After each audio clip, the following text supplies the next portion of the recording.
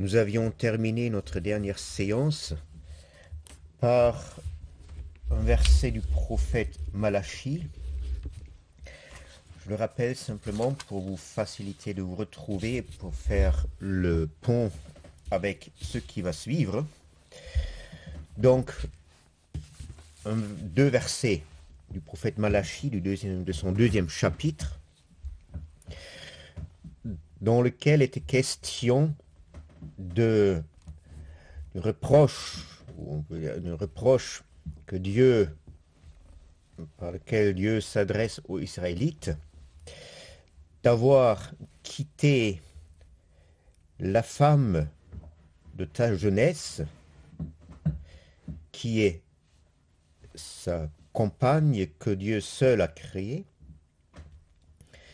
qu'il nomme aussi Dieu, ou le prophète, Dieu dans le prophète, femme de l'alliance, et surtout ce qui va déterminer la suite de notre exégèse autour de Jacob. Il le nomme Polymapnef Matosaftu, c'est-à-dire le dépôt, le résidu de son esprit. Pour citer encore le reste de cette prophétie, vous dites, c'est-à-dire les Israélites, qu'est-ce que d'autre que de la semence cherche Dieu ou demande Dieu? Et le prophète répond, et vous la garderez dans votre esprit, et tu ne quitteras pas ou plus la femme de ta jeunesse. Ce commandement de Dieu de garder la femme ou de garder dans son esprit pour ne pas quitter la femme de la jeunesse, met en évidence qu'il ne s'agit pas par cette femme de la jeunesse ou la femme de l'alliance, il n'est pas question d'une femme biologique, pas plus que Jacob dans ce contexte représenterait un homme biologique. Cette femme plutôt est un dépôt de son esprit, un résidu de son esprit, Polima, Pneumatosaftu, comme dit Malachi. C'est ce dépôt, ce résidu, nous renvoie à quelqu'un qui est absent, en même temps, dans notre contexte, justement quelque chose par lequel celui qui est absent est commémoré. Il est représenté. Le mot représenté, dans son acceptation tout à fait littérale, de rendre présent quelque chose. Je ne parle pas ici d'imagination, c'est la connotation ou le sens que ce mot a pris dans le français moderne, mais vraiment un acte de rendre présent, une Vergegenwärtigung en allemand.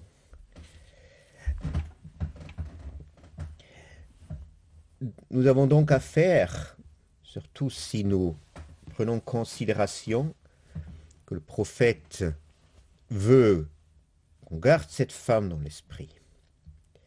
Nous avons donc affaire à une pensée, on peut dire, si on veut reprendre une notion autrefois assez courante, à une épinia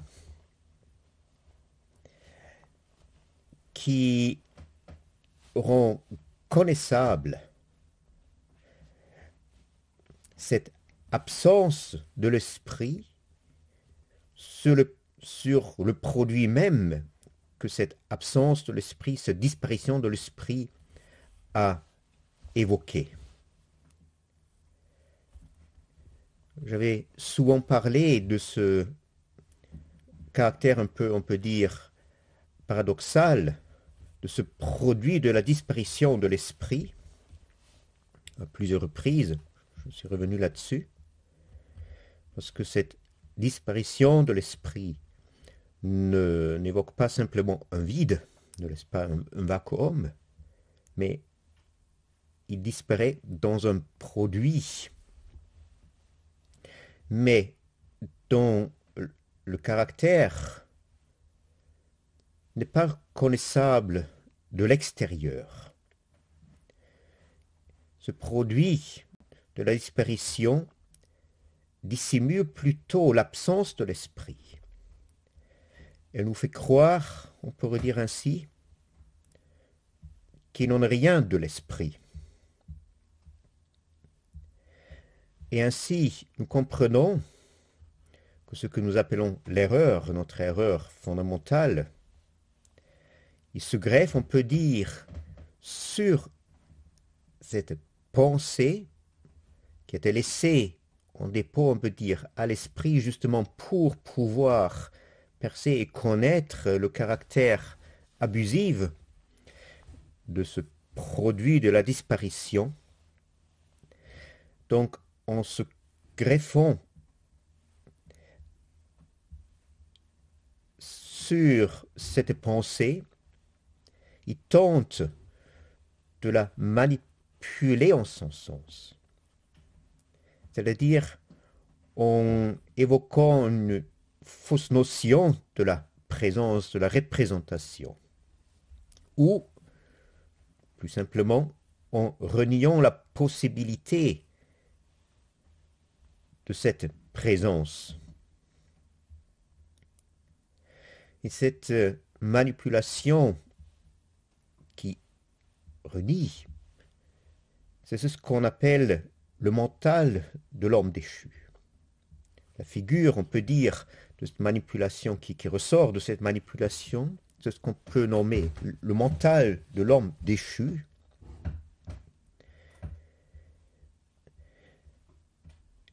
Dont le but ou la raison d'être n'est rien d'autre que de neutraliser ou de paralyser cette pensée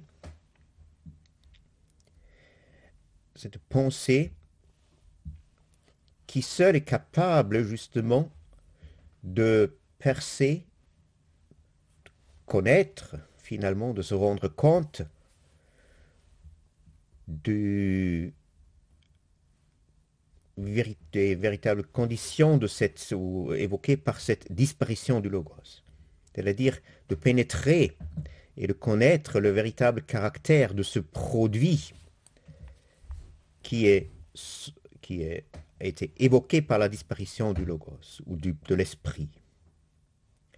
C'est ce mental-là que Salomon d'ailleurs appelle un grand filet, megalipagis, dans lequel le pêcheur s'y prend et on n'est plus capable de s'en libérer. On lit dans les Proverbes, Proverbe 29, cette sentence.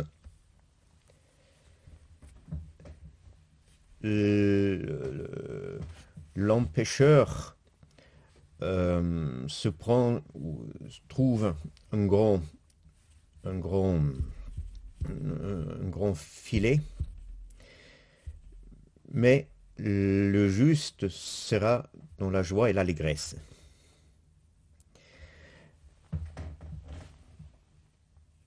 C'est-à-dire,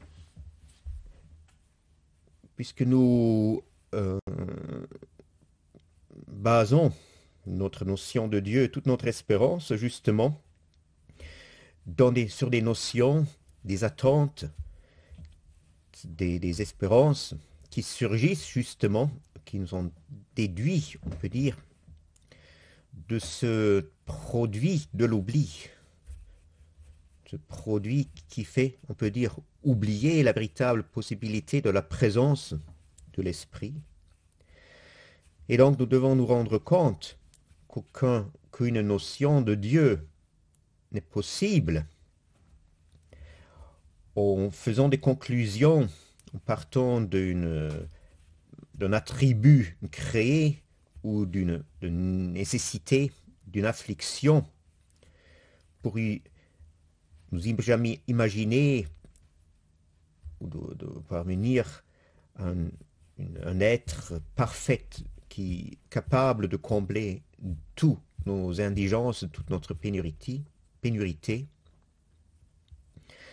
et qui devrait être présupposé à la création comme paradigme positif, comme nous l'imaginons d'ordinaire, lorsque nous revendiquons Dieu comme celui qui devrait combler nos besoins, nos désirs. Parce que ces désirs, ces afflictions, ces besoins ont l'origine, ressortent de la perte et du reniement, justement, de ce dépôt de son esprit, dont parle Malachie. Et donc, les notions, les idées que nous en formons, poussées justement par nos besoins, par nos désirs, nos afflictions, ne reflètent d'aucune manière, une véritable connaissance pénétrante de cette image de la disparition. Il ne reflète donc rien qui aurait un moment ou quelque chose de divin sur lui, mais uniquement ce Dieu,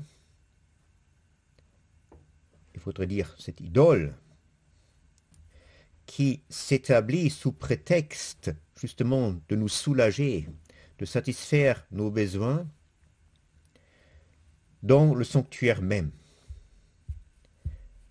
C'est ce Dieu-là, cette idole que l'Écriture indique par le mot assez connu, par cette expression assez connue de l'abomination de la désolation, et nous commande, lorsque nous la voyons au lieu saint, de nous réfugier dans les montagnes.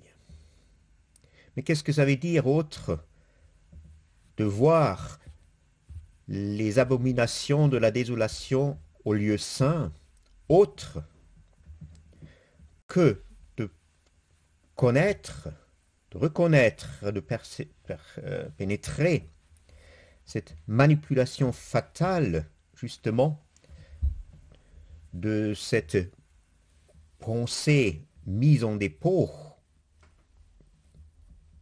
par l'esprit, à travers justement son refoulement, le refoulement de cette pensée, par le cocon du mental dans lequel nous nous sommes pris comme dans un filet, une connaissance à laquelle nous pousse cette exhortation urgente que nous trouvons dans l'Évangile lorsque le Seigneur reprend cette expression qu'on trouve dans le prophète Daniel. Donc lorsqu'il lit, ou l'évangéliste qui ajoute cela, que celui qui lit connaisse, et celui qui connaît de cette manière-là se retrouve en Judée, où s'élèvent les montagnes, vers lesquelles le psalmiste lève les yeux pour y trouver le secours du Seigneur, et qui entoure pour protéger Jérusalem, et sur lesquels Dieu justement donne sa bénédiction, sa vie en vue de l'éon, le éon. En dehors de cette pensée, de cette épinille ou de ce dépôt de son esprit, Dieu est impossible. Très important à comprendre. Et donc, nous tombons dans une erreur assez fatale si nous déduisons Dieu de nos besoins, de nos désirs, nos afflictions. Et c'est pourquoi aussi le Christ nous interdit tout souci pour la nourriture, le boisson, le vêtement, etc. il nous enseigne que la prière ne commence que là où nous demandons plus rien.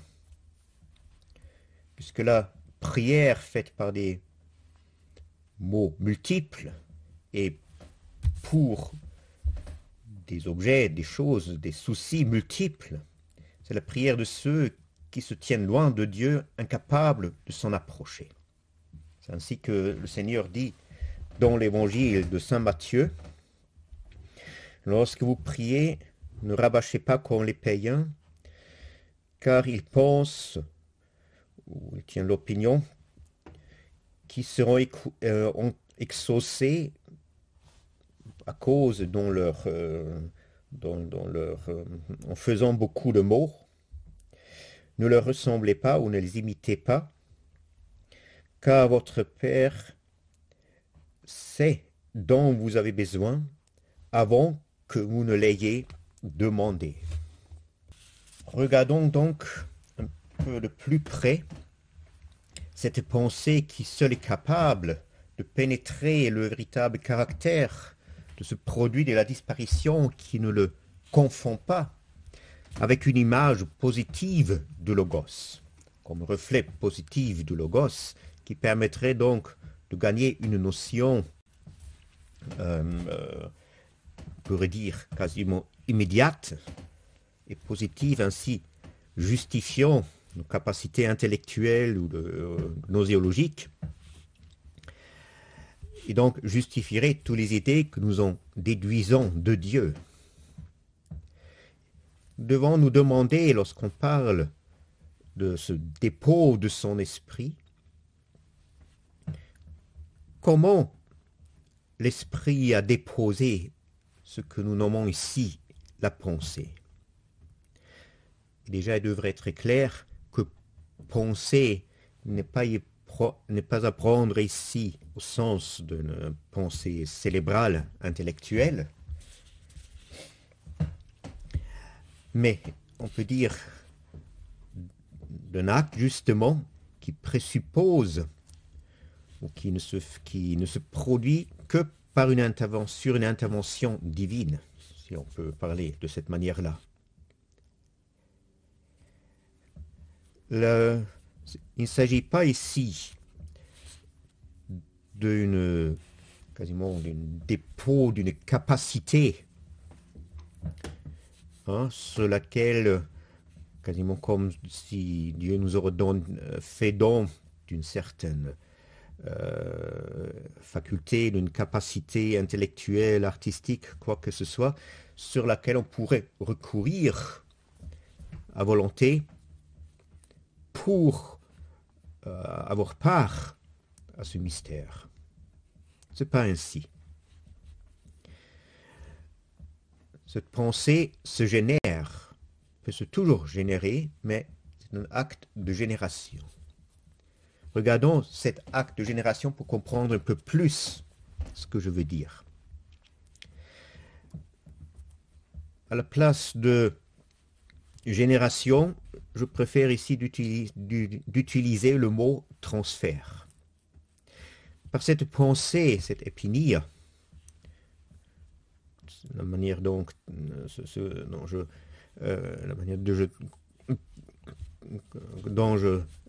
interprète donc ce dépôt de son esprit, cette pensée-là, par cette pensée-là, il s'agit d'un transfert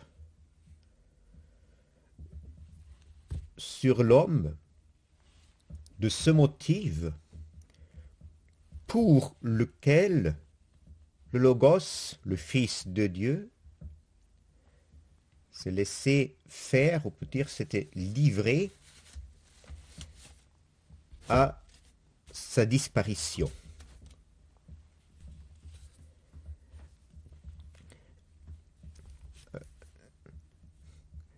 Qu'est-ce que ça veut dire? Pour reprendre, pour le comprendre, nous pouvons nous référer à notre épisode de l'Écriture, cette fois-ci du Nouveau Testament, c'est-à-dire le regard que le Christ jette sur Pierre. Nous pouvons donc considérer ce dépôt de son esprit comme regard que le Logos étant tout à fait en train de se laisser, on peut dire, éteindre, juger, éteindre, tout en étant clément et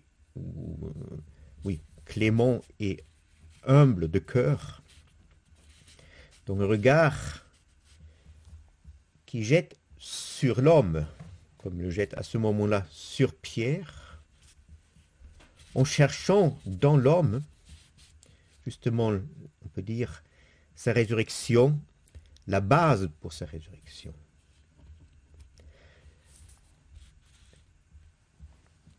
Et lorsque Pierre, vous vous souvenez de cet épisode, perçoit justement le regard du Christ, il est touché et commence à pleurer amèrement, comme dit l'Écriture. C'est-à-dire, justement, au moment que le regard de Jésus, qui se trouve dans les mains de ces tortionnaires et juges, touche Pierre, c'est cette pensée, maintenant, où il se transforme, on peut dire, en Pierre une pensée, et qui le fait verser des larmes amères. Nous pouvons dire que la création, la créature, se trouve toujours sous ce regard. C'est ainsi que le psalmiste chante. Il s'agit du psaume 10. Le Seigneur est dans son temple saint, le Seigneur a son trône dans le ciel, ses yeux regardent le pauvre, ses paupières scrutent les fils des hommes. Il faut toujours faire attention d'ailleurs, pour que ce soit une remarque en parenthèse, sur le pluriel singulier de cette expression, le fils des hommes, les fils des hommes, puisqu'il y a le fils de l'homme, le fils des hommes, les fils des hommes. Hein, c'est toujours un autre groupe qui est visé. Les yeux du Seigneur regardent le pauvre. Elles se tournent vers aucun d'autre. C'est uniquement lui qui regarde véritablement. C'est-à-dire, elle pénètre l'épaisseur de la créature jusqu'à la nudité du pauvre. Jusque-là alors, ou jusque-là donc, où la créature se trouve nue, tandis qu'il scrute les fils des hommes avec une certaine distance, uniquement par les paupières, il ne le regarde pas par les yeux. Il scrute s'il ne s'y trouve parmi eux pas au moins un qui se laisserait introduire dans cette pauvreté, laquelle regarde les yeux du Seigneur. C'est donc que s'accomplit par et dans ce regard le transfert. Parce que ce regard cherche le motif dans l'homme, le motif pour lequel Dieu a pris sur lui son extinction, toute sa passion, sa mort.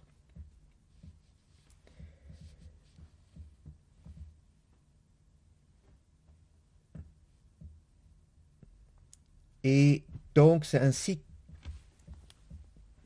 que cet regard devient dans l'homme touché par ce regard cette pensée. Donc, lorsque quelqu'un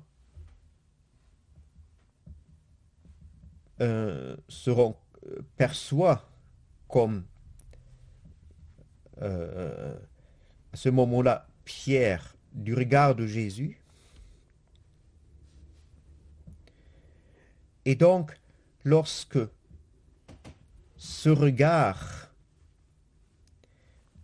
se forme, prend une forme dans la perception de la part de la créature, ce regard devient la pensée, l'épinia.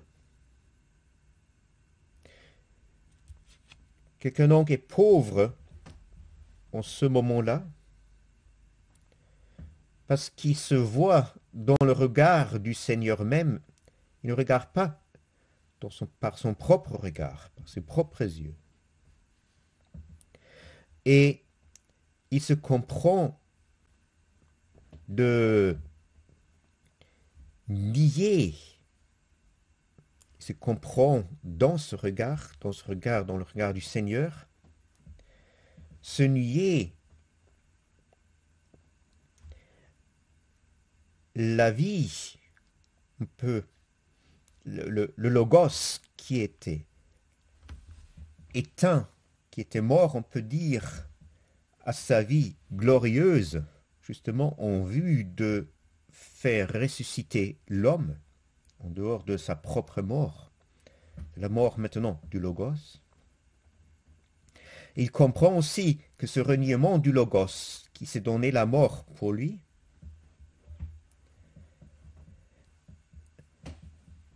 son racine, on peut dire, dans cet instinct de vie errante qui a quitté l'intentionnalité ou l'intention originelle du logos, ce dont on peut dire la mort en vue de la vie de sa créature. Et c'est ainsi, dans ce regard-là, où on peut dire que ce regard du Seigneur met une fin à cet instinct de vie de l'homme devenu monstrueux. Et c'est l'homme donc qui se rend compte du regard du Seigneur et dans lequel, dans cette perception du regard du Seigneur, ce regard devient pensée. Il se libère à travers toute l'épaisseur de la créature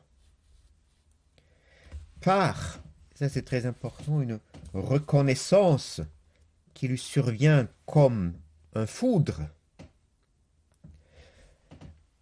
que son propre anéantissement est voulu dès le départ. Et le voulu, cet anéantissement est voulu, l'anéantissement de l'homme est voulu, mais pas comme un anéantissement, disons, une extermination totale de l'homme, hein, mais cet anéantissement est voulu en vue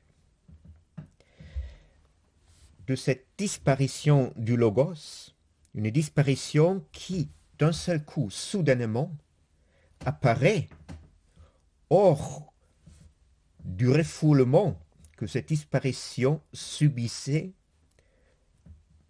de la part de cette mentale de l'homme déchu qui s'est formé en s'accrochant justement sur et en manipulant ce dépôt de son esprit, de l'esprit de Dieu, en ne le laissant pas faire véritablement son œuvre.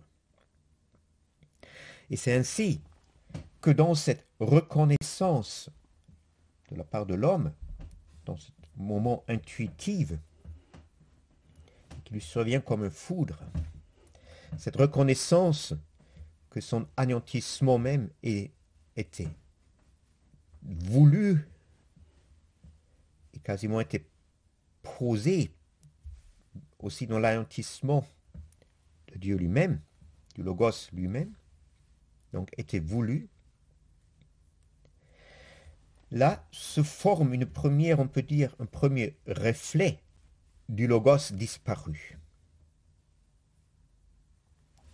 parce que cette reconnaissance que mon propre anéantissement était voulu reflète la volonté du Logos,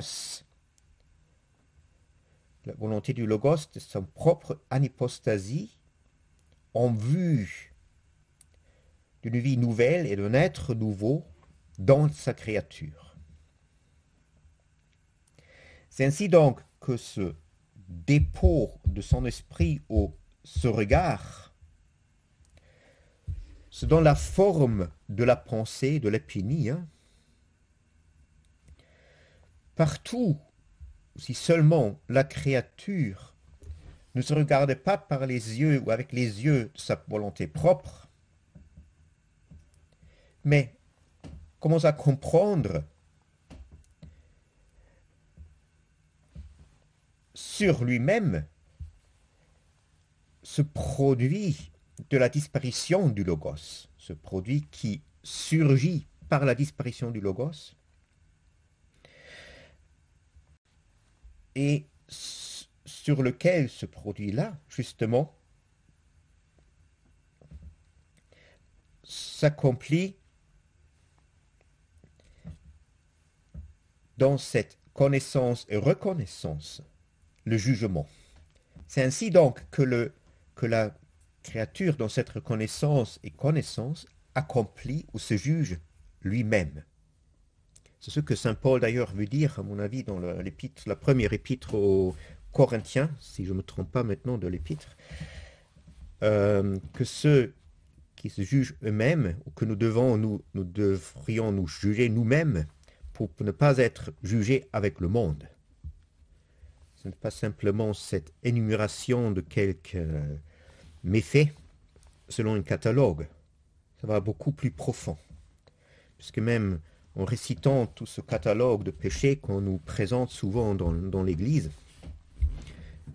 contribue très peu à comprendre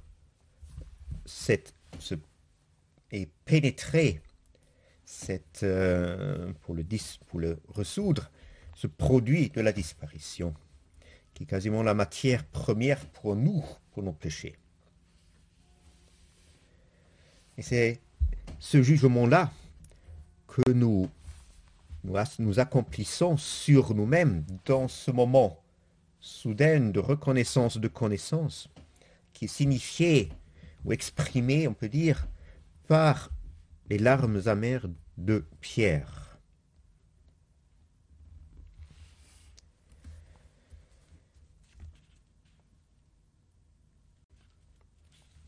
C'est-à-dire, cette pensée nous amène vers cette forme, dans une forme, on peut dire maintenant, dans laquelle celui qui est disparu, le Logos, se retrouve, parce qu'il ne peut se retrouver que dans cette pensée, justement, dans et par ce dépôt. Pour sortir de sa disparition, de sa dissimulation, dans cette pensée. C'est là où il ressort, c'est là où il devient, on peut dire, saisissable, parce qu'il se découvre lui-même dans la forme, la figure de cette pensée. C'est-à-dire, il se donne naissance dans et par cette pensée. Et là, nous revenons maintenant, nous pouvons fermer le cercle, si on peut dire ainsi.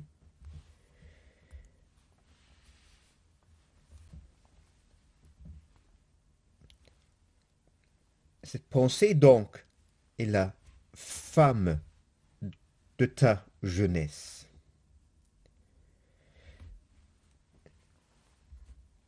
Femme de la jeunesse est celle qui permet que le Logos ressuscite de sa dissimulation, de sa perdition, si l'on veut, et dans la matrice, c'est la matrice dernière chose, dans la matrice de laquelle ce logos trouve aussi la forme de sa résurrection.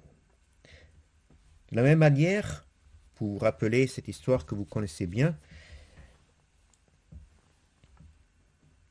qu'Adam se réveillait au moment où Dieu, lorsqu'il était endormi dans son extase, comme nous raconte l'Écriture, au moment où Dieu amenait Ève vers lui. Donc Ève, dont on l'a vu, le réveillait pas seulement en dehors du sommeil, mais à la connaissance de lui-même en elle. Adam se connaît lui-même en elle, en Ève. Et c'est cela qui était exprimé dans cette fameuse prophétie. Ceci donc est eau de mes eaux et chair de ma chair. Nous avons donc affaire à une connaissance réflexive du Logos qui se produit par ou dans cette pensée épinée qui est générée, on peut dire, par une sorte de transfert dans l'homme, dans la créature. Et une connaissance réflexive que l'écriture décrit, on peut dire, dans l'image d'Adam qui se lève de son sommeil ressemblant à la mort. Et donc nous trouvons dans tout cela encore une strate un peu beaucoup plus profond, c'est-à-dire le moment où converge, on peut dire, cette pensée, cette connaissance réflexive qui est suscitée dans la créature étant susceptible justement du regard, de l'intention, du motif, la mort du Logos, et l'image réflexive qui est à la base de toute la kénose. C'est-à-dire dans cette connaissance réflexive et ranimer, on peut dire, l'image réflexive dans laquelle le Logos se regardait bien avant la fondation du monde même, de toute éternité, et vers lequel s'est éveillé son amour qui le poussait à se rendre dans sa kénose, de se livrer une certaine mort dans sa kénose. Et donc, cette pensée, cette épinia, ce transfert de la réalité kéonotique du Logos sur la créature, se montre d'être, on peut dire, la formation de l'image, la formation de l'image de cette pure intentionnalité du Logos kénotique. Revenons un peu sur ce que j'avais dit déjà à autre occasion au sujet de cette formation de l'image.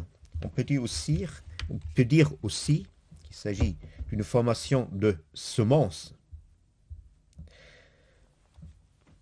à la place de dire d'une formation d'image, parce que ça nous rend plus de service maintenant, puisqu'avant l'accomplissement ou vraiment la formation accomplie de l'image vient la formation de la semence, de laquelle va se produire l'image, la forme même.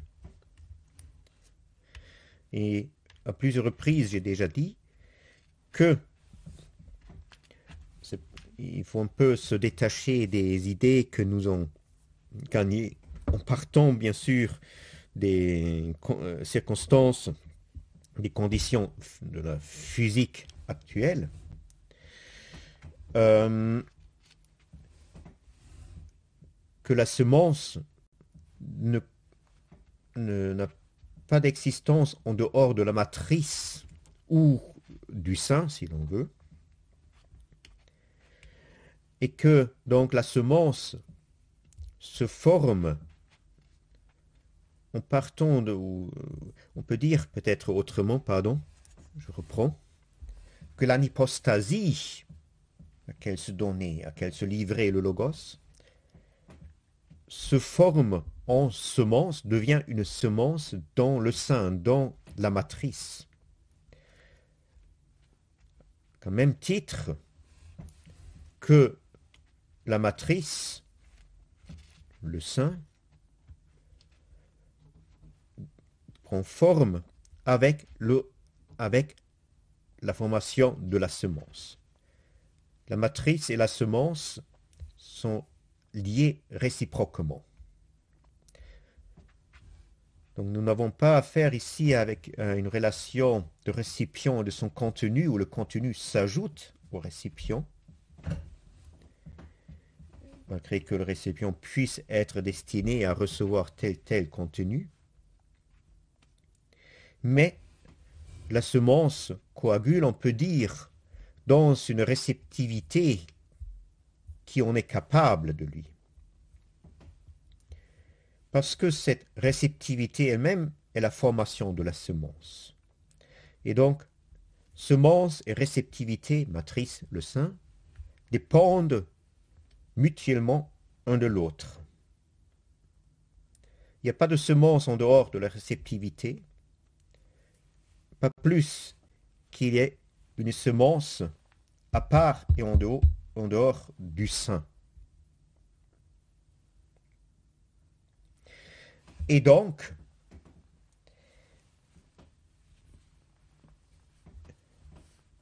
parce que la semence réalise cette pure intentionnalité dans laquelle a été mis en suspens ou a été abolie, on peut dire, la réalité de l'image réflexive, cette image réflexive que le Logos cherche dans sa créature.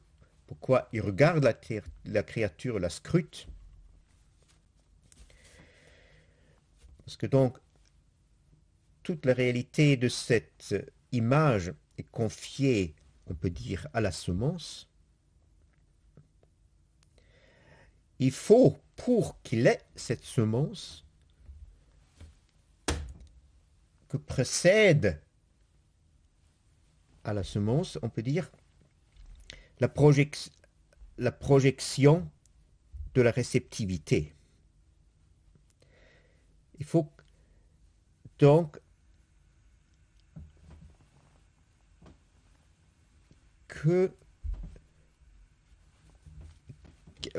il faut donc qu'il ait, ou que se forme, malgré que ce n'est pas très bien exprimé maintenant, il faut quelque chose qui produit, on peut dire, l'anhypostasie, qui évoque l'anhypostasie, dans laquelle cette intentionnalité contenant, on peut dire d'une manière en suspens, l'image, puisse s'introduire en vue de la production de la semence. Parce que cette anhypostasie signifie le passage vers une nouvelle forme d'existence.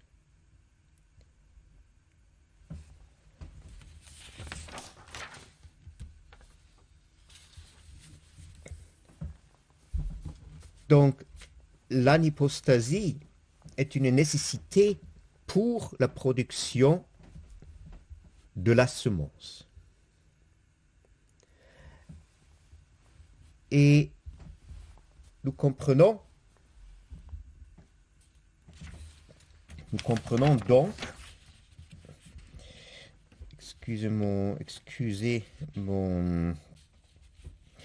et donc, nous comprenons que cette évocation de la réceptivité, correspondant maintenant à ce que j'appelle l'anipostasie, puisque c'est dans l'anipostasie qui est la présupposition nécessaire pour que cette intentionnalité pure de l'image devient une semence.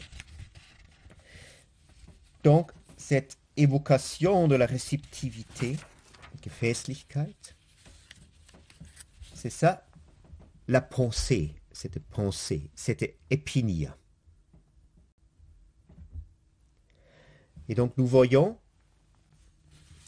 que se réalise dans cette, ou à travers cette pensée, cette épinia, une forme intentionnelle, autant que cette épinia, cette pensée, se montre, comme on peut dire, déjà en vue maintenant de ce qu'on va voir lorsqu'on retourne au texte de la Genèse, de notre pérégrination de Jacob, lorsqu'elle se montre un lieu destiné justement par cette intentionnalité comme lieu de sa réalisation. C'est-à-dire, il s'agit ici de cette pensée de, si l'on veut, l'époux, se reconnaissant lui-même, et qui sait, grâce à cette connaissance de lui-même, cette pensée, cette épinia vierge, il la reconnaît comme son épouse. C'est ainsi qu'Adam, ce que j'avais cité tout à l'heure, Adam, les mots qu'Adam prononçait lorsqu'il voyait Ève, il se reconnaissait en Ève, justement Ève étant cette épinia, cette pensée. Donc il continue sa prophétie en disant, celle-ci sera appelée femme parce qu'elle est prise de son mari, de l'homme. C'est pourquoi l'homme va quitter son père et sa mère, il s'attachera à sa femme et les deux seront une seule chair. Vous connaissez tous cette prophétie, je ne veux pas trop rentrer maintenant dans ce détail. Et ainsi, nous voyons que l'autoconnaissance du Logos dans la pensée, dans cette épinie, c'est cela qui fait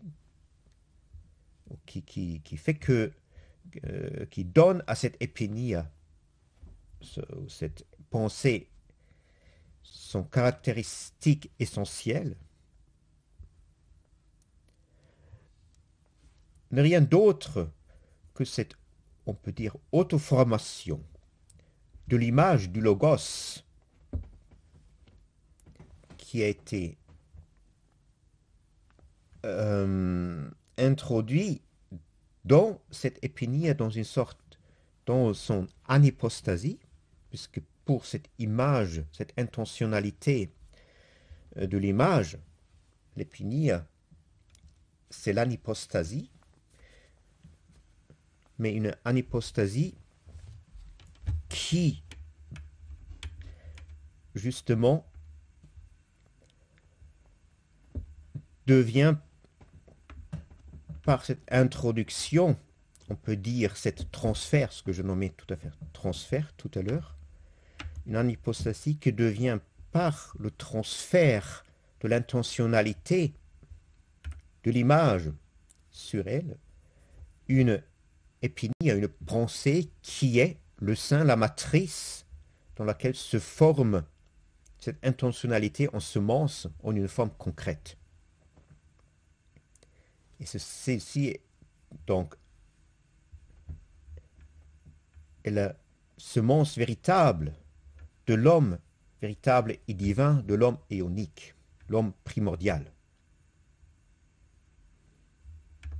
Donc nous nommons epinia ou pensée cette réflexion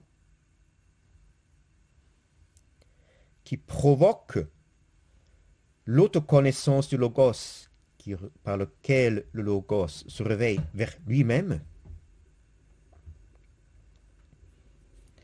et qui en même temps arrache le logos à l'anipostasie, parce que cette anipostasie devient epinia, pensée. C'est-à-dire, elle laisse figer la latence de l'intentionnalité en une semence, qui est semence justement du fait de la formation de l'homme, der Menschwerdung, de l'anthroposis, disent les Grecs, le fait que Dieu devient homme,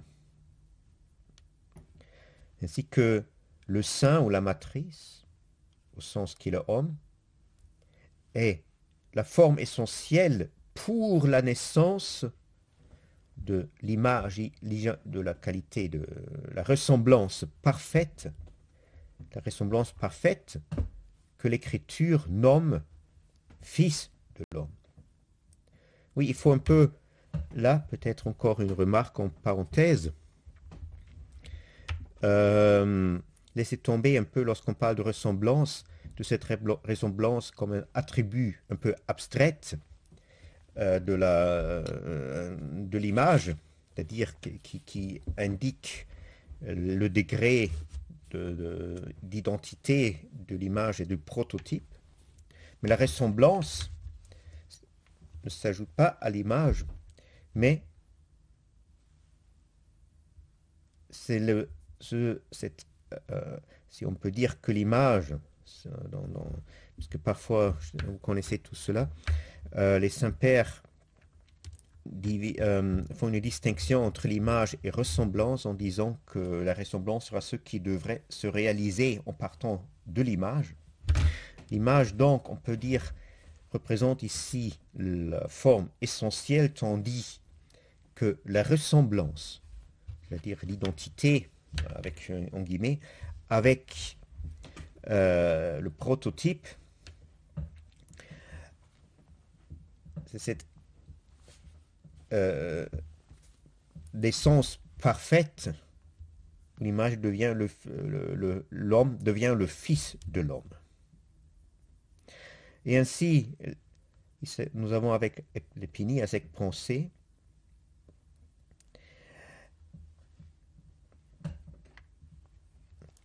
c'est la pensée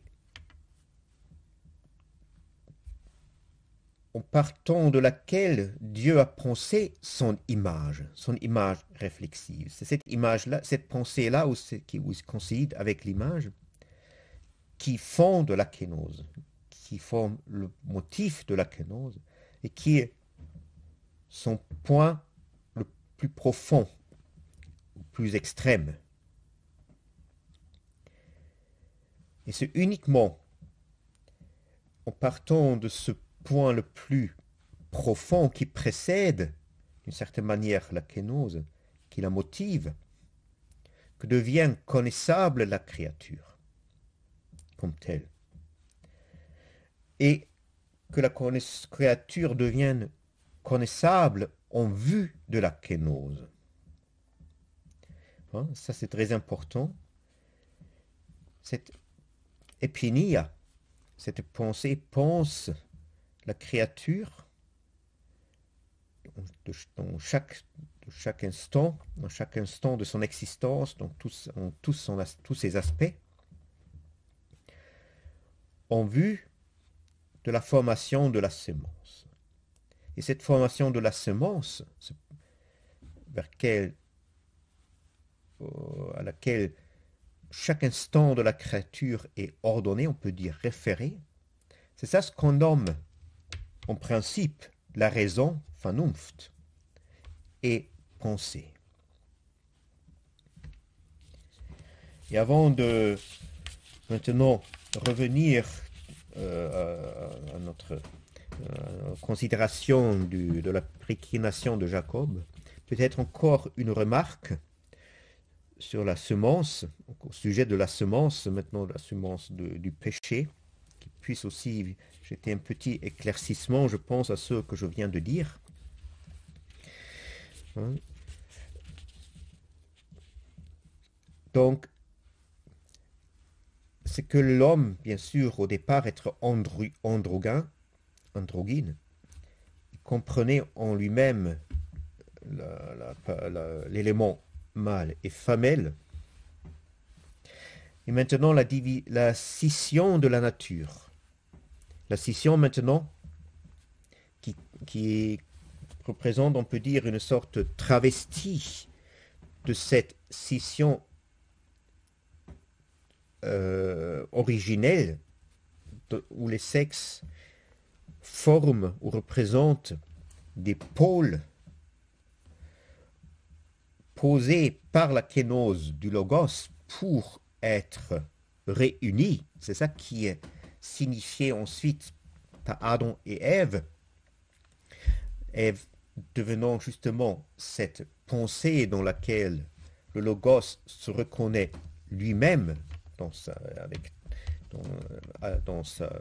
et retrouve une nouvelle vie, un nouvel être. Hein. Ils deviendront une seule chair, comme dit l'Écriture. Donc, cette scission, ces sexes-là que produit par le péché maintenant, bien sûr, vont pair avec la production d'une semence propre à cette scission de travesti.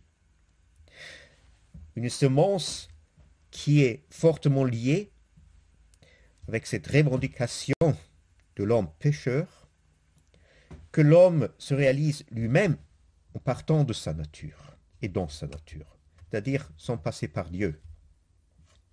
Et ainsi, la semence, on peut dire maintenant naturelle, est marquée ou témoigne plutôt d'une volonté, on peut dire, incestueuse contre Dieu.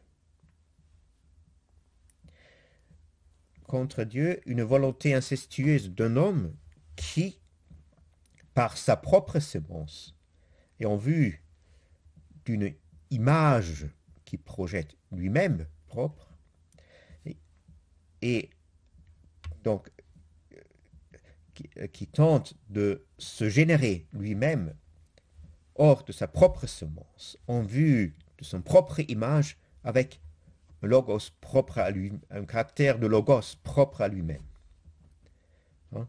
Il s'arroge quasiment la qualité du logos de lui-même, son pouvoir bien sûr. C'est une travestie de logos, ce que nous en voyons partout dans le monde, marqué par notre raison. Et bien sûr, avec cette semence propre, cette travestie de l'homme, avec cette travestie de sexe, origine aussi une féminité, on peut dire une Weiblichkeit, une féminité propre à lui, qui correspond à cette semence. Hein? Parce que aussi, la semence et la matrice sont réciproques une à l'autre, malgré que dans la nature, dans le physique, bien sûr, ils ont une existence propre, ce qui distingue de la réalité spirituelle. Puisqu'il s'agit ainsi il s'agit ainsi de la semence mâle de l'homme déchu. C'est la raison pourquoi aussi le Christ n'a pas pu être engendré par une semence naturelle.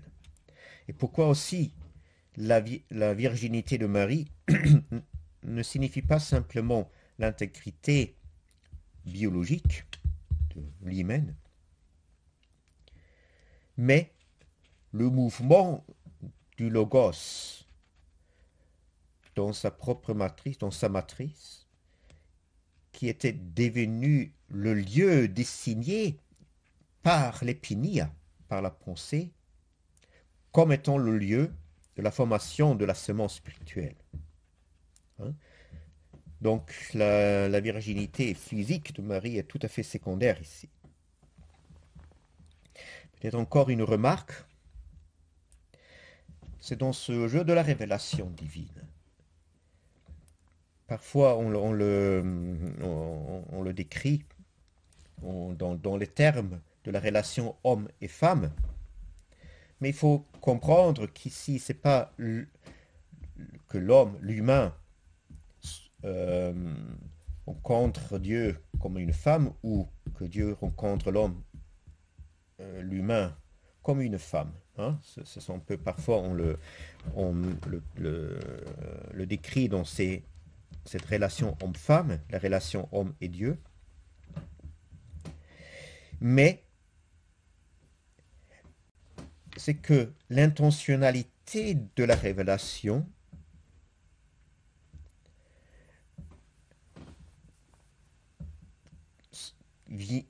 qui se produit dans l'anhypostasie, en partant de l'anhypostasie, qui est le secret de cette pensée, dans l'homme, dans les termes même de l'homme et de femme. C'est-à-dire, c'est pas que Dieu soit opposé comme homme à l'âme comme une femme ou comme une femme à l'homme, mais homme et femme, que l'homme originel, peut-être il faut le dire ainsi plus clair, pardon, que l'homme est reconstitué comme homme et femme dans son androgynité dans l'anhypostasie. C'est-à-dire, au moment où l'anhypostasie commence à se réaliser, elle devient, comme j'ai dit, semence, une semence maintenant selon Dieu, selon le Logos, comprenant en elle l'imaginicité réflexive du Logos originel.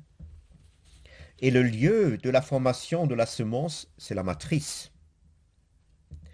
Donc, cette réalisation de l'anhypostasie signifie ou entraîne de force, de nécessité, cette androgynité de l'homme primordial. Hein? Ça, c'est très important à comprendre. Et c'est ainsi que l'homme intentionné, le Fils de l'homme, est né de l'unité de l'homme primordial qu'a retrouvé la créature dans son anhypostasie. Hein?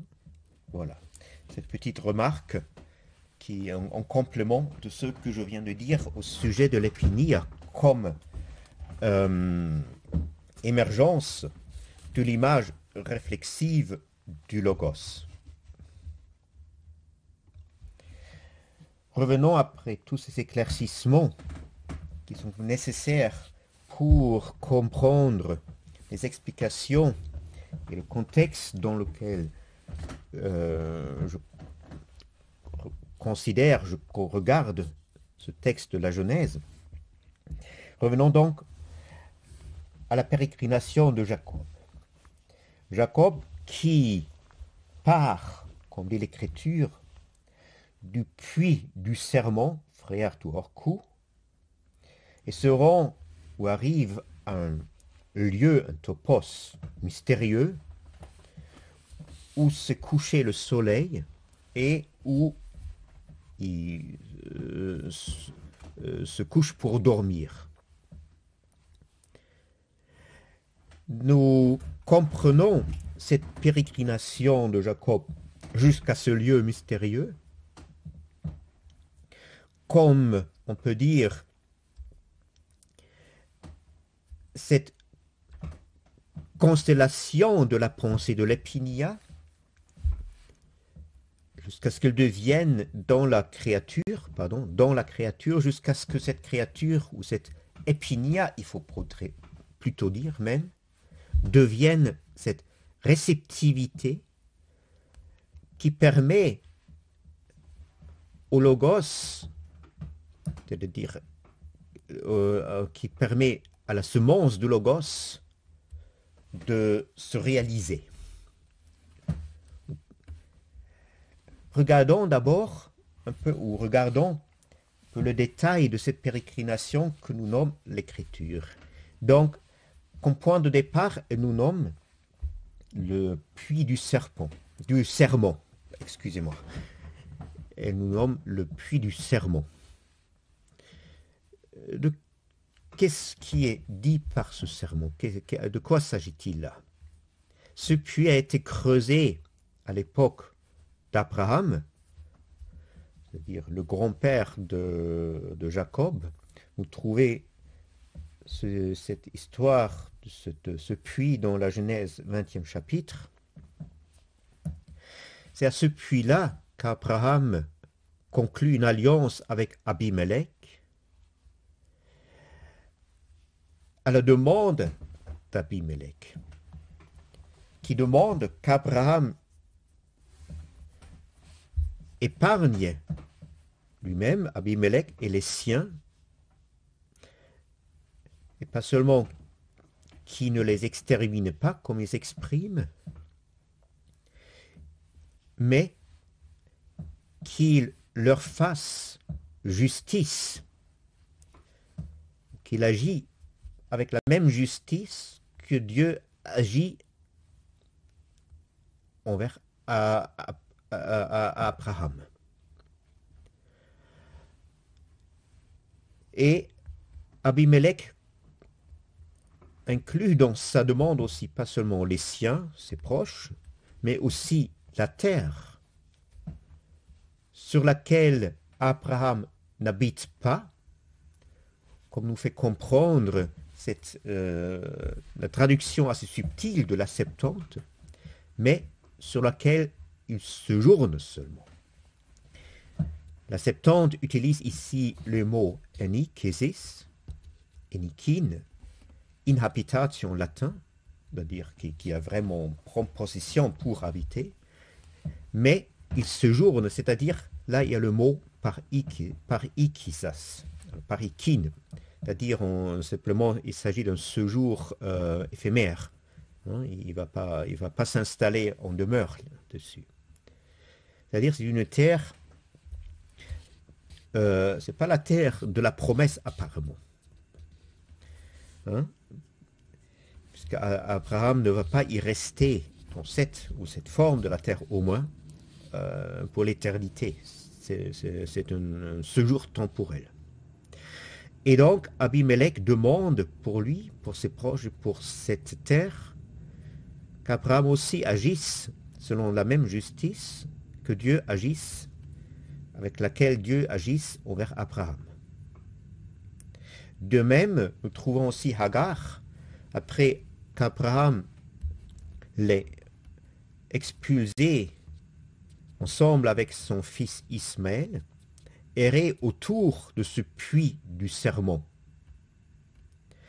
Et il reçoit à la place ce qu'elle attend, c'est-à-dire la faim. Elle reçoit une promesse de la part de Dieu qui a exaucé les pleurs de son enfant d'Ismaël. Une histoire relatée dans Genèse chapitre 21. Donc, pour en tirer une conclusion, ce puits de serment promet à la nature la vie en s'opposant à la sévérité de la divinité. À cela aussi fait référence la crainte d'Abimelech lorsqu'il comprend, ou parce qu'il comprend la présence de Dieu en Abraham. Lorsqu'il lit, par exemple, Hotheos metasu empasin, Dieu est partout, en tout avec toi. Celui qui inspire la crainte et qui lui fait qu'il demande justement d'être ménagé, épargné.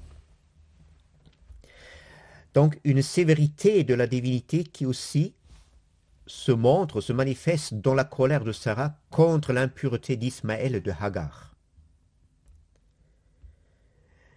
Et une impureté qui se montre dans cette espièglerie, dans la malice de la nature déchue envers le fils de la promesse. Hein, vous connaissez tous cette histoire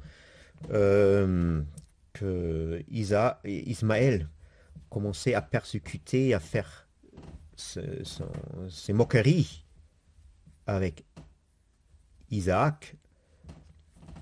Et donc, cette espièglerie, cette malice que Sarah ne peut pas tolérer.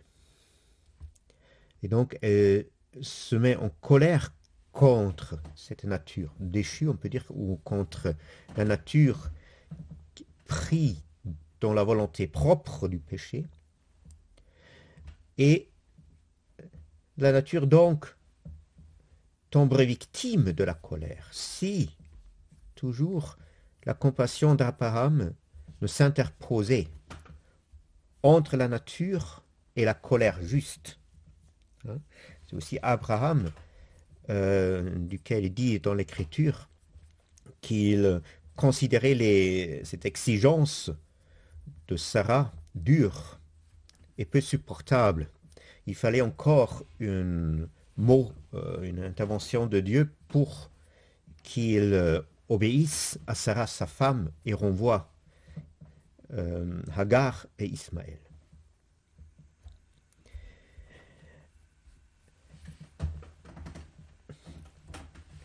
Que cette eau vivante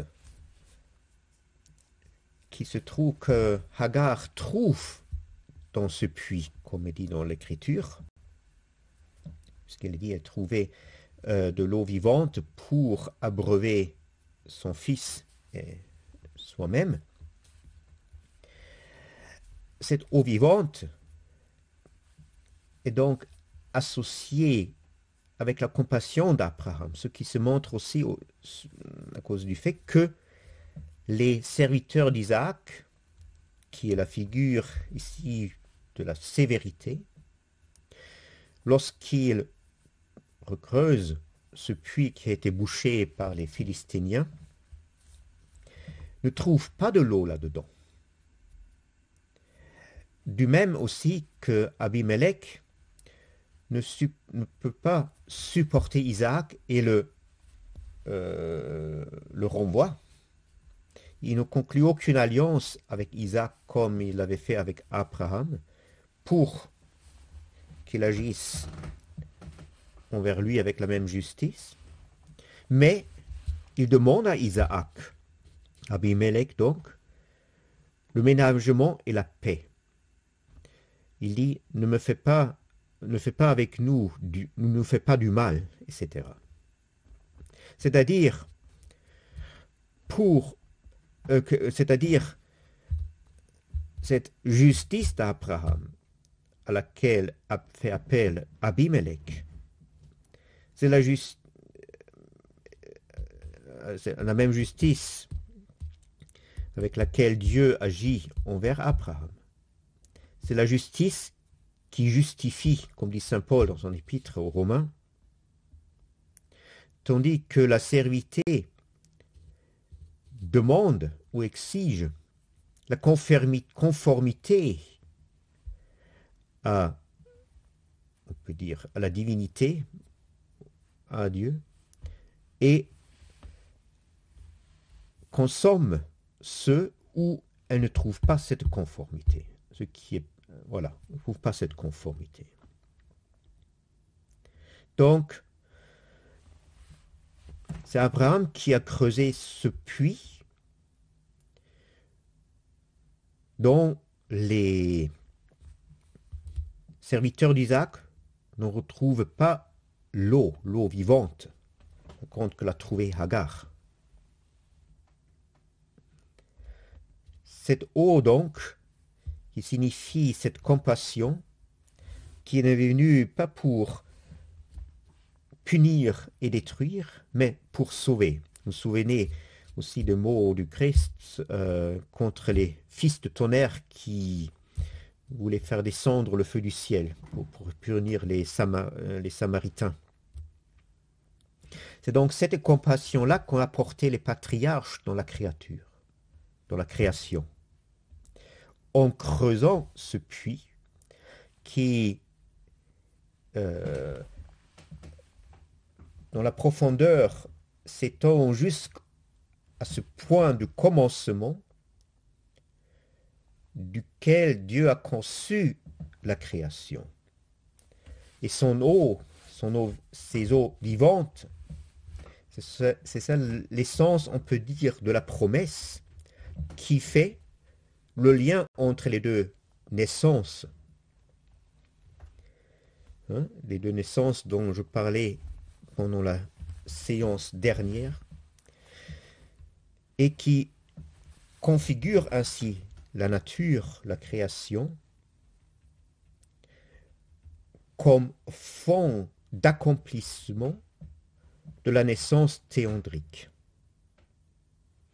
Ainsi, ce puits du serment correspond à cette source dont les questions dans le deuxième récit de la création, dans le deuxième chapitre de la Genèse, et qui abreuve la face de la terre, prosopontisgis, avant même que Dieu ait fait pleuvoir sur la terre. La pluie, c'est un symbole, on peut dire, c'est pas le ton mauvais que nous y associons d'ordinaire. Dans la Bible, c'est la descente, on peut dire, pénétrante et réelle de Dieu sur sa créature.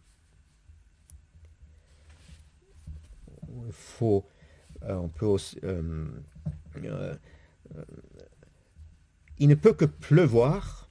On peut aussi parler de la rosée, puisque la rosée et la pluie sont un peu la même chose dans ce contexte. Il ne peut pleuvoir que si l'homme existe. Au moins l'homme comme forme essentielle de la naissance. Ça, c'est très important. C'est pourquoi je mentionne cette péricope ici. Parce que je parle maintenant de l'homme comme forme essentielle ou forme d'essence. C'est justement cet homme androgyne,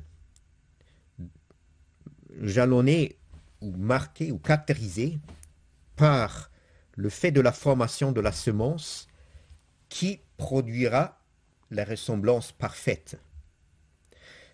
Il doit avoir cet homme avant qu'il puisse pleuvoir. Et c'est pour ça que Dieu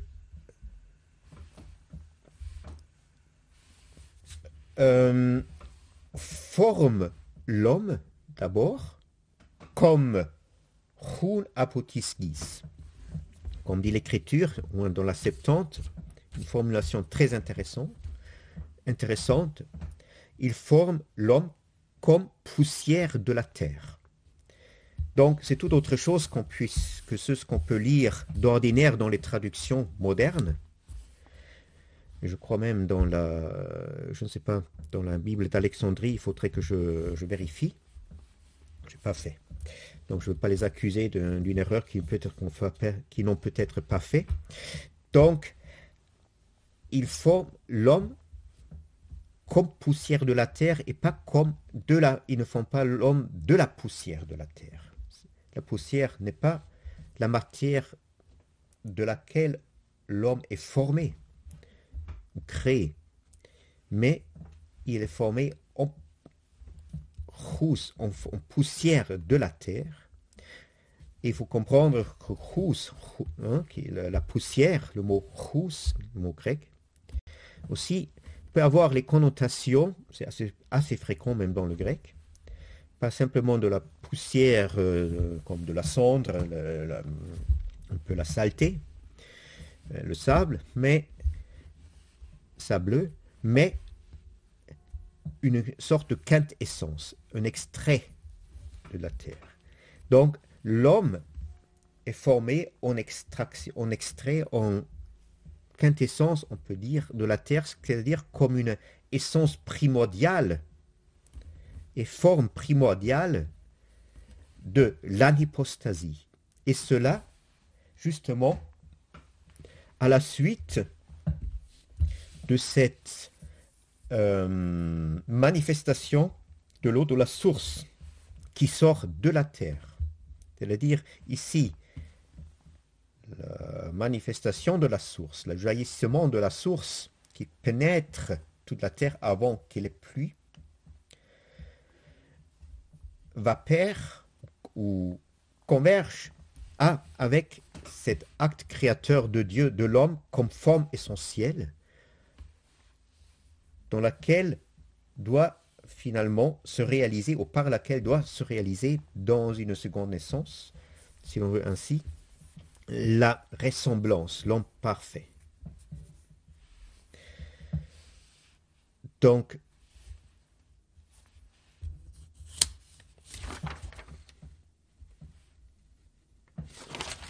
nous comprenons donc ces petites remarques pour au sujet de l'eau de cette puits du serment. Donc, en jurant sur cette eau-là, auprès de cette eau, c'est ainsi que Abimelech donc fait rappeler à Abraham l'intention, on peut dire, originelle, primordiale de la création. Il se réfère à cela, et c'est pour ça il devient, on peut dire, un partenaire d'alliance digne et capable d'une certaine alliance avec Abraham. C'est-à-dire, ces alliances qui ont été conclues par Abraham, ou cette alliance conclue par Abraham auprès du puits du serment, confirme que la création n'est pas anéantie par cette pensée, cette force, puissance de la révélation, hein, parce que la créature déchue ne correspond pas du tout à la pensée, à l'épinille. Hein? C'est ça, la création déchue elle-même, ou qui est en prise de la chute, ne peut pas correspondre à cette épinille originelle. Et donc, c'est ça là qui inspire la crainte d'Abimelech, demandant que cette pensée ne n'anéantisse pas ce royaume de la nature, dont la figure est Abimelech, mais qu'elle sera justifiée dans la justice d'Abraham. Donc, l'eau, c'est l'aspect compassion d'Abraham. L'absence de cette eau indique la sévérité d'Isaac.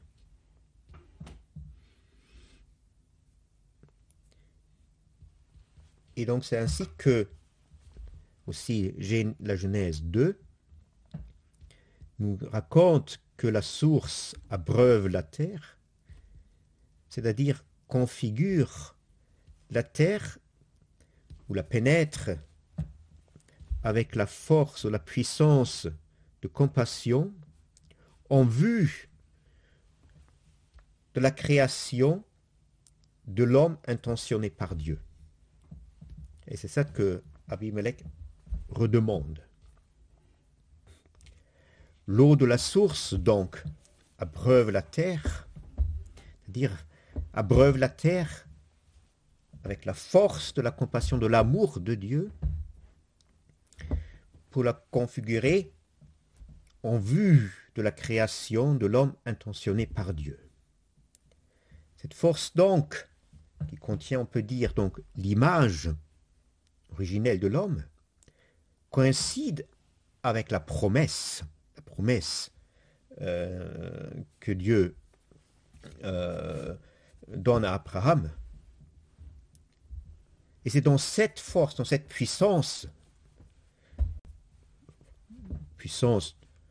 créatrice de la compassion et de la promesse,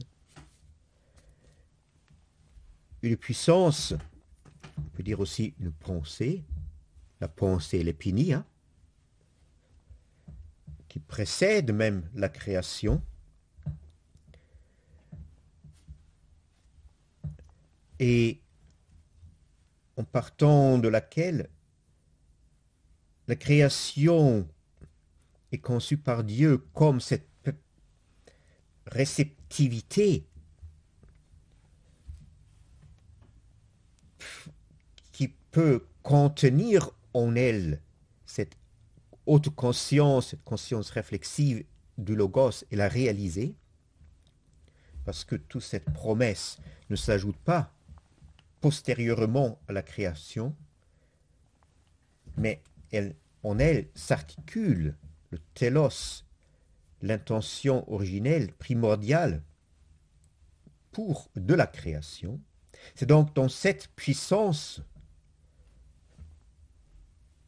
que Jacob entreprend son voyage vers Haran, et ne pas poussé simplement par la peur d'Ésaü ou mu par sa propre volonté, etc.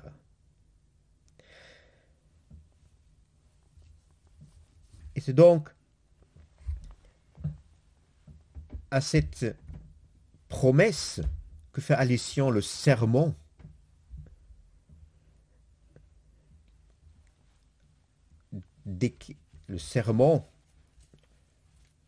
duquel Jacob aussi deviendra participant au moment même où se configure en lui cette pensée, cette épinia, au lieu mystérieux, comme cette vie intentionnelle de la divinité devenue homme. Et envers duquel cette épinie, cette pensée a été projetée ou conçue avant toute création comme fond même de la kénose. Donc c'est dans cette épinie, dans cette pensée, où je refère maintenant l'image de l'eau du puits du sermon,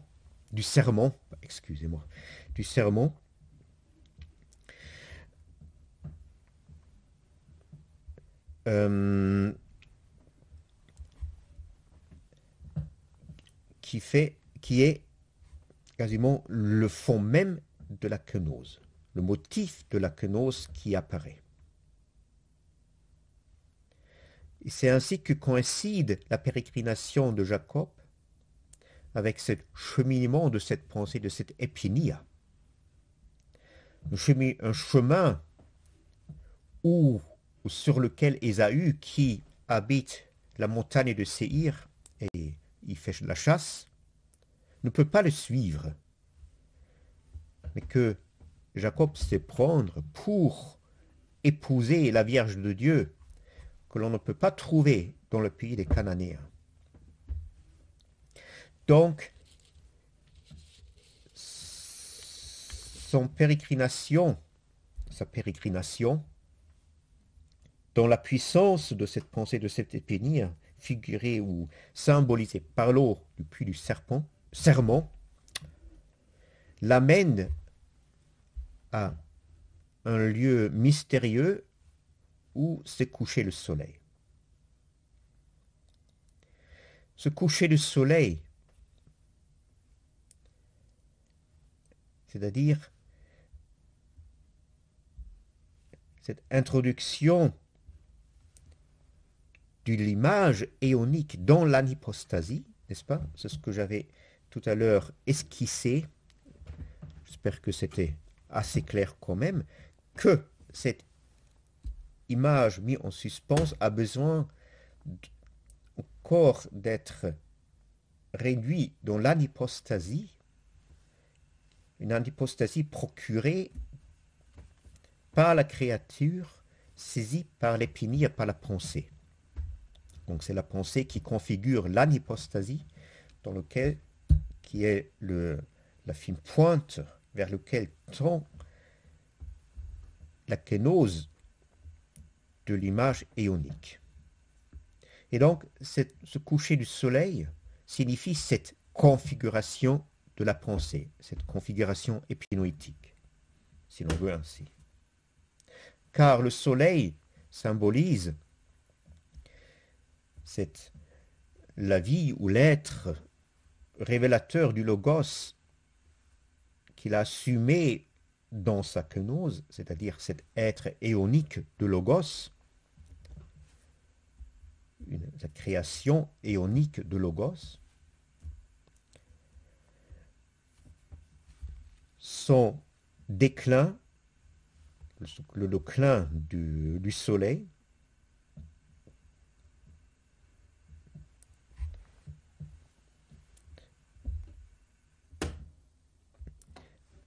c'est-à-dire ce déclin du soleil, ce coucher du soleil qui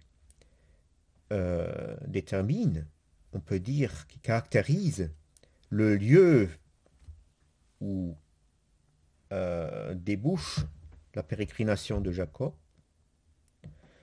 Donc ce déclin représente, on peut dire, l'extinction par laquelle s'accomplit la kénose, c'est-à-dire, comme je viens de dire, l'anhypostasie, vers laquelle ou dans laquelle rentre la kénose du logos, et dans laquelle donc le logos introduit justement sa vie, son être qu'il a assumé dans sa kénose.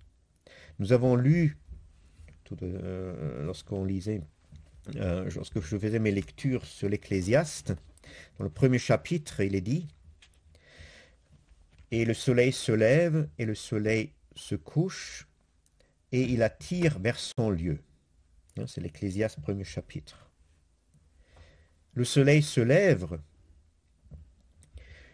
lorsque le logos se lève de la dissimulation de son être dans la forme de Dieu, comme dit saint Paul. Là, je ne parle pas de la dissimulation provoquée par la kénose, qui va pair avec la kénose, mais de cette inaccessibilité, incompréhensibilité, invisibilité intrinsèque à la nature divine, et dans laquelle aussi le logos est pris, on peut dire, mais de laquelle il se défait pour se manifester, d'abord dans son être, dans sa kénose et dans son être éonique. C'est-à-dire, le soleil se lève dans cet être éonique qu'il a assumé dans sa kénose. Et le soleil se couche parce que le logos fait éteindre justement cet être assumé dans la kénose en vue de sa résurrection ou par la subjectivation créaturelle dans l'anhypostasie, c'est-à-dire dont il fait éteindre dans l'anhypostasie cet être assumé dans la kénose en vue de sa résurrection, de sa recréation à travers la subjectivation dans la créature. C'est ça la bonne définition, je pense. J'ai trouvé une formulation française compréhensible. J'espère.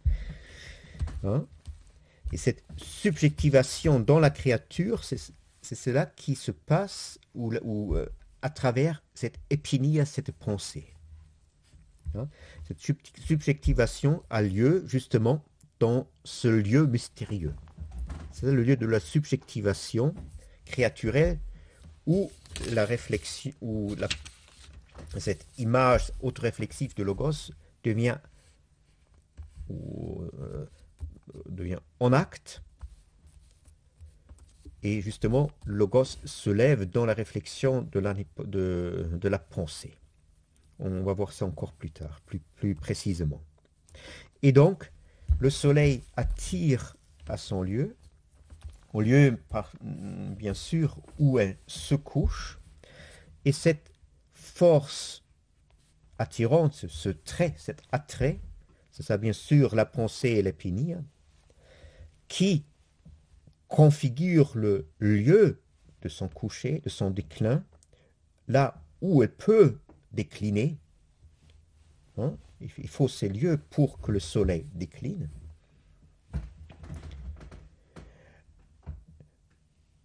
On vu que de ceux que ce soleil va se relever dans la forme de celui qui est, grâce à cette pensée, devenu le lieu du coucher de ce soleil-là. Hein? Donc là, on a ce motif du transfert dont je parlais tout à l'heure, hein, que toute la réalité du soleil couché se transfère sur, on peut dire, ce lieu. Ce lieu n'est plus rien d'autre que le coucher du soleil. Et c'est là où force à la pensée réflexive comprise dans cette pensée, dans cette épinire, toute cette réalité du coucher du soleil couché va se révéler dans la forme de la pensée. Hein? De la même manière qu'Adam se reconnaît lui-même en Ève.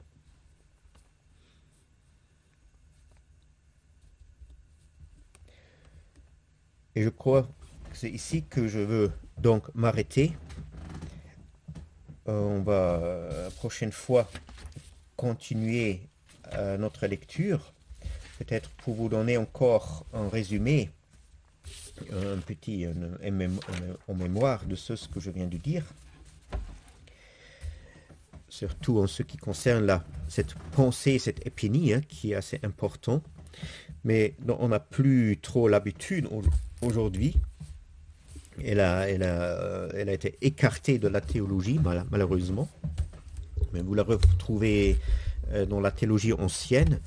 Peut-être je vais lire prochainement aussi un petit texte commentant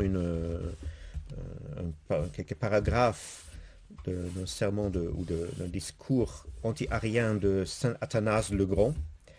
Où on voit très bien que lui, voilà, qui reprend très bien ces motifs-là, toute cette pensée. Et puis il y a cette question du transfert, malgré peut-être dans un peu un autre contexte, bien sûr pas dans une exégèse de l'échelle de Jacob. Mais ça, je vais peut-être insérer une des prochaines fois pour rendre plus clair cette pensée. Donc, pour vous donner maintenant encore un petit résumé, hein, c'est que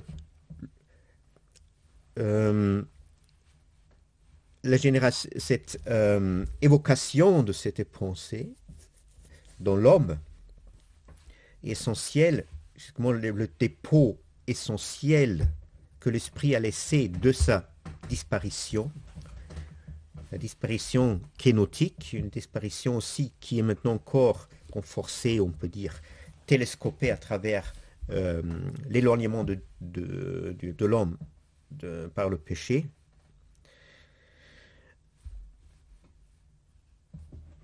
C'est cette pensée qui configure l'homme, qu'il a réalisé. Je l'avais comparé, cette évocation de la pensée, ou je l'avais expliqué, pardon, c'est mieux que de comparer, je l'ai expliqué en reprenant l'épisode de l'évangile de la passion du Seigneur, lorsqu'il jetait son regard sur Pierre. Ce regard devient en Pierre qui s'en apercevoir d'être sous le regard du Seigneur, qui se transforme justement en cette pensée et le réduit dans l'anipostasie. Hein? C'est l'arme que verse Pierre à la suite. On peut le bien mettre en parallèle avec ce que j'avais un peu longuement peut-être expliqué en reprenant la Genèse, la source jaillissante des profondeurs de la terre, ou en reprenant aussi le puits de serment, d'où part Jacob pour sa pérégrination vers Haran, pour arriver d'abord à ce lieu mystérieux, le lieu mystérieux qui est la configuration même de la pensée, symbolisée par l'eau vivante, jaillissante, hein, des profondeurs bien sûr de la kénose. Donc, cette pensée est la configuration de l'homme en anhypostasie dans la kénose, où est mis en suspens, on peut dire, d'une certaine manière anéanti, l'être kénotique, l'être positivement kénotique, la création éonique, on peut dire, du logos qu'il accomplit pendant sa kénose, dont a donc besoin la kénose à se réaliser. Toute la kénose se obtient réalité dans l'anapostasie configurée, réalisée par cette pensée laissée en dépôt à la créature. Et cette pensée, donc, c'est ce que j'avais un peu essayé d'expliquer, devient ou se comprend au moment de son anipostasie, comprend comme dans un miroir elle-même et la kénose en elle-même comme une réflexion. Elle reflète la kénose. Elle se comprend comme reflet de la kénose. Et c'est ainsi que se commence à former, justement, à se transférer, on peut dire, véritablement la réalité du logos sur la pensée. Bien sûr, ce ne sont pas maintenant des étapes bien distinctes de cette manière-là. Ça se fond dans un seul instant. Et c'est ainsi que le logos, la kénose du logos, obtient une réalité dans la pensée qui devient justement ainsi le sein, la matrice, dans laquelle se forme la semence. Et cette semence-là, donc, va finalement aboutir à la naissance de la ressemblance ou de fils de l'homme, c'est-à-dire de l'image parfaite. C'est-à-dire cette pensée devenue le reflet de la kénose, ou qui est toujours le reflet de la kénose, dans son sens propre où elle est vraiment pensée, correspond donc à ce que j'appelais autrement aussi la forme essentielle de l'homme. Hein, on peut là aussi analogiser à Adam, créé dans ce que deviendra le paradis où il est posé pour le travailler et le conserver, etc. Donc, c'est cela que nous raconte les deux premiers versets qui nous racontent la pérégrination de Jacob jusqu'à ce lieu mystérieux où se couche le soleil et où il s'endort. Hein. Et nous allons voir maintenant à la suite ce qui est de cette fameuse échelle qu'on peut bien sûr interpréter comme la montée des vertus, sur l'échelle de vertus jusqu'à la perfection. Mais moi, je veux y donner un autre accent, un accent à mon avis qui s'adopte et se conforme mieux au texte. Voilà. Et dans le contexte de toute cette histoire des patriarches. Voilà. Donc, je m'arrête ici et, comme je dis, je vais continuer prochainement avec la continuation de la lecture du texte et je vais essayer de terminer le texte sur Athanase le Grand, un commentaire sur ce petit texte d'Athanase le Grand qui puisse aider à approfondir et éclaircir cette pensée hein, qui pour nous fait le lien, comme je dis, entre les deux naissances, qui pour nous est le seul lieu et le seul lien qu'on puisse avoir avec Dieu.